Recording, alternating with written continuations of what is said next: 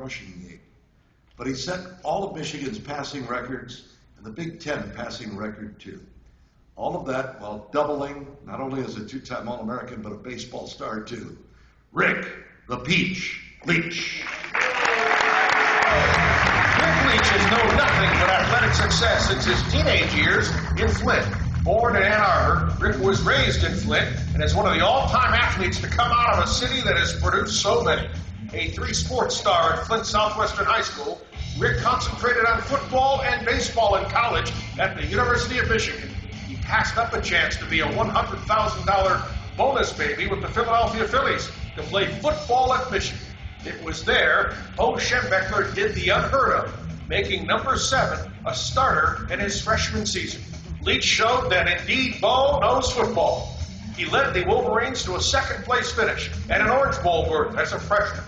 During his astounding 4-year career, Rick started all but one game for the Maize and Blue and was named to the All-Big Ten team 3 times. He was named MVP of the Big Ten and was co-MVP of the 1979 Rose Bowl against USC.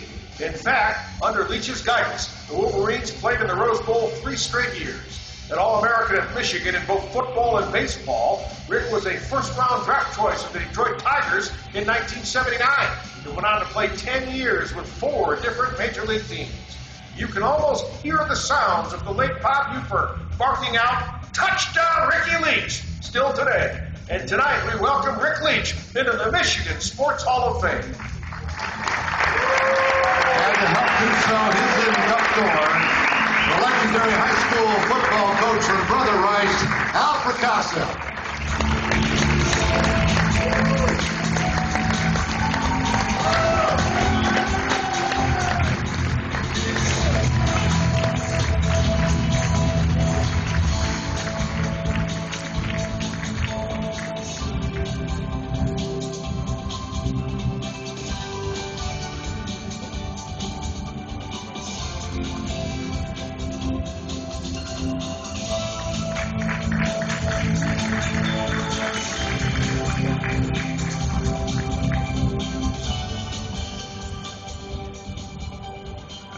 Thank you very much, Frank, and I'm truly honored to be here.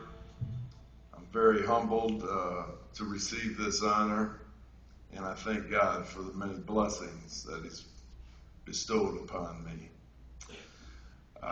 One of the first things I'd like to do, because I was informed yesterday, a week ago, I was at Michigan's football game with one of my former teammates, Bill Dufek.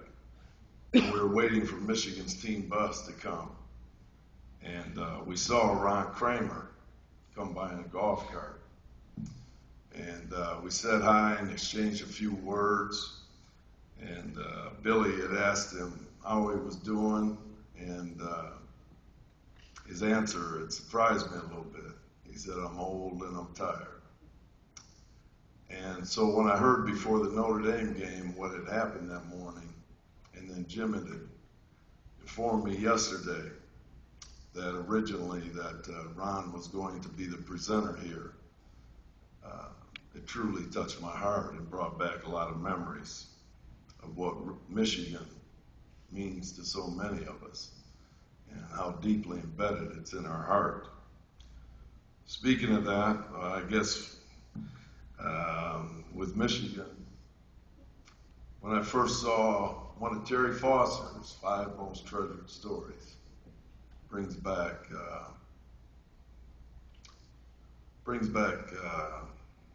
things for me that I don't appreciate. I don't appreciate the free press doing what they did. I don't appreciate former players and former people involved, what they did. And I saw David Brandon here earlier, and I don't know if he's still here, but the 4 words I give to him is God bless David Brandon.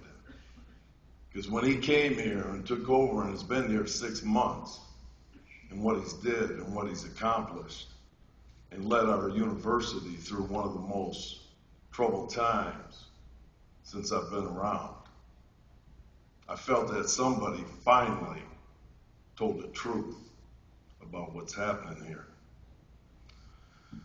So there's other people, and I want to try and be brief, but many Michigan people came here to support me and to be with me on this night. And I'll always be indebted that they did. Coach Gary Moeller, former head coach, who recruited me out of Flint, and has been a special guy in my life. And we've had many memories and many conversations. And I truly always feel blessed how special he is for me, along with his wife, Ann. Don Lund is here tonight, one of the greatest athletes in Michigan history, and was a tremendous influence on me when I played at Michigan. And he taught me an awful lot about baseball and an awful lot about what it takes to be successful. And Don has had some health issues, but he came here tonight. And it means a great deal to me because of how special he is for me. Coach Jerry Hanlon, our line coach. And God bless him, because two of my tackles that protected me for 3 or 4 years, Billy Dufek and Mike Ken. Mike flew in from Atlanta, and we've been together for 3 days, playing some golf, watching the football game, and getting caught up on everything that's so special to us. I'd like to personally thank the Dufek family that ever since I've been in Michigan, I've known the Dufek family. Don Dufek Sr., who was, I believe, MVP in the 1949 Rose Bowl. Donnie, who was a captain at Michigan and was a senior when I was a freshman. I had never blocked in my life, and when I first got to Michigan, the quarterback had to get out front on the power sweep. And the first time I did, Donnie knocked me from here to that wall over there. And I knew his brother, and I ran into him that night, and I was already in a panic. And so as we got ready to go, Donnie said, "Can I talk to you for a minute?" And I said, "Yes, sir, Mr. Dufek." And he said, "From now on, when you come out on that power sweep, please do me a favor. Just get the hell on the ground before I have to kill you." And I said, "Yes, sir, Mr. Dufek." But I've known the Dufek family, including their nephew, who came here and played on the baseball team this year. He came here as a walk-on. One of the greatest experiences and memories I had at watching Michigan. They were playing at the end for the Big Ten title against Northwestern. They were down 14-0, I believe, after 3 innings. And if I had my own car there, I would have already left. But I was with Uncle Billy, and he wasn't going to let me go. I couldn't get out anyway. Michigan came back, tied the game in the bottom of the 9th inning, 14-14. And Michael Dufek, their nephew, who wore number 7, hit a lead-off, walk-off home run in the 10th inning. And the thing that made it so nice for me was everybody was going crazy. They let the 12-year-olds run around the bases after the game. And the old number 7 was out there running right with them. So I'll finish up here because I know it's been a long night, and I'm sure my friends in Ann Arbor are going to appreciate me taking away from their wine bottles that are waiting for them back in Ann Arbor. But my parents, Dick and Nancy Leach, who supported me through everything I did. When I was at Michigan, they never missed a game, football or baseball. Now, I could say a lot of things, but all the things they've done for me, I guess one of the things that makes it special is that on this night, that is very special for me, they are celebrating their 58th wedding anniversary today.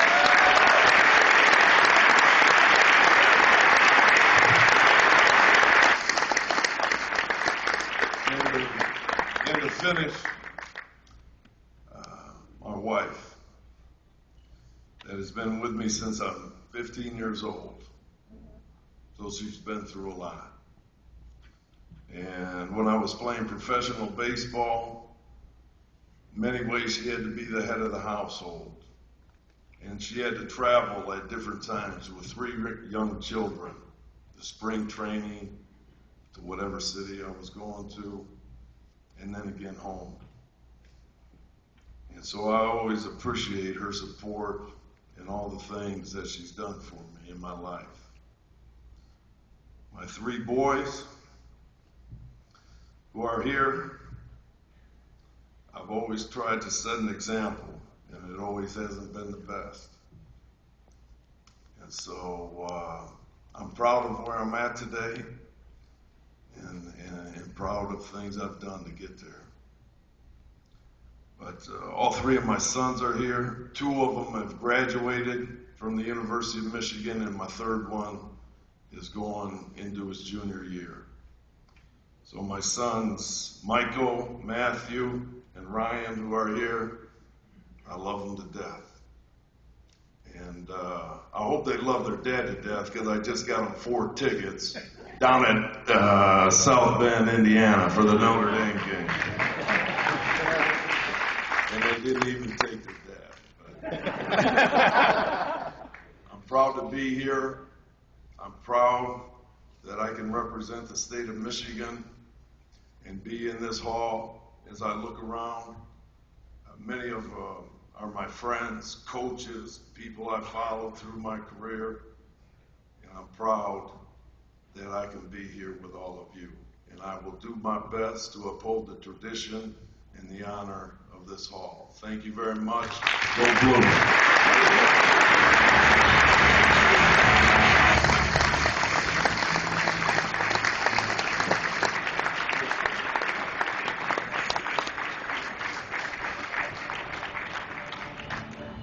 Well, you know what they say